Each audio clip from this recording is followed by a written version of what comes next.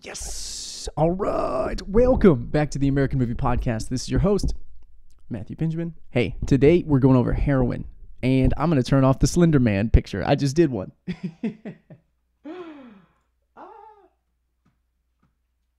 No. Okay. So I had the image of the Slender Man. You should check out that video too. But today I'm going to talk about Heroin. And Heroin is a Netflix documentary, and it's going over Huntington, West Virginia, where there's these three remarkable ladies that are trying to combat the overdose capital of the world on opioids and heroin. And it's like the chief deputy police officer, a judge for drug court, and then a girl or a lady or a woman who runs the Brown Bag Ministry. And Brown Bag Ministry is where she goes out nightly, or it's a few nights a week, and she gives brown paper bags full of like food, and then also a tape. I think it's a tape. If it's a cassette, that's hilarious. But she's doing really well, and she's helping a lot of people. But it's a cassette of, I believe, like biblical verses for Christ. And so they're going about this town, and this was a really fascinating and kind of gut-wrenching documentary where you get to see the toxicity that it takes upon the town of this rundown area where people are just getting hooked on heroin. And the majority of the people who get hooked on it are people who were prescribed opioids at one point, and then they couldn't get them anymore. So they went to seek out illegal drugs instead of like the controlled substances that you give out to or are prescribed to you. So it was really fascinating to see this. And it's not a long documentary at all. They span it over, I think it's about 40 minutes, and that's it. And it's streaming on Netflix right now. And it was really, really insane. And you could actually see the will of these three ladies. I don't think lady is a pejorative term. I don't think it is anyways. People take it as like, hey man, you're like a crazy lady. No, ladies and gentlemen, so lady is not pejorative. But regardless, you get to see these people who actually have intrinsic motivation and actually see that they're helping people, and the tenacity in which they keep performing their civic duty to do that.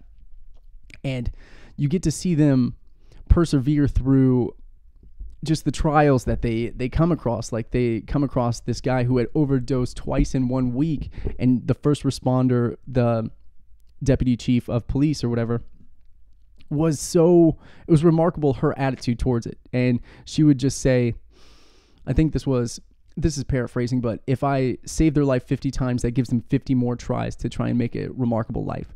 And you get an interview with one of the recovering addicts that she saved. She saved his life 2 times, and he was on the up and up, and he was doing fine. He was inside of a court, and he was like, she changed my life. She's the reason I'm here today. And you could see it was very, very beautiful to see that. And you get to see the chief justice actually being stern as a justice would, but allowing people to have mishaps and try and shape them in a way so they would be a better person leaving that courtroom so they could try again. So it wasn't like the sternness, like just complete punishment. It was like, well, there will be some punishment and you understand that, but it's not just to enslave you. Like, it was just very, very cool to see.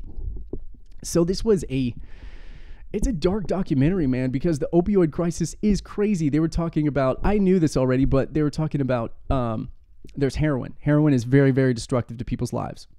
No doubt about it, right? Then they have this thing called fentanyl. And fentanyl is 100 times more potent than heroin. And that's already destructive if we agree heroin's destructive, right? And then they have carafentanyl, which is 100 times more potent than regular fentanyl. So that's got to be catastrophic to even touch it. I'm pretty sure people have to go to poison control if you touch carafentanyl.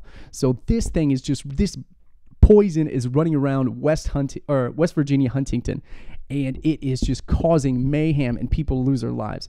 And you get to see these people persevere through this epidemic that is actually branching over the United States, not just in West Virginia. This is just the capital, or the overdose capital of the world, or of the United States. So you get to see this, and you just see the devastation, destruction to the families and to the people and to their bodies themselves. They're deteriorated. They have lost teeth. They look older. They have aged, and they're just like down and out, and they're very sunken cheeks and very malnourished. And it's just really, really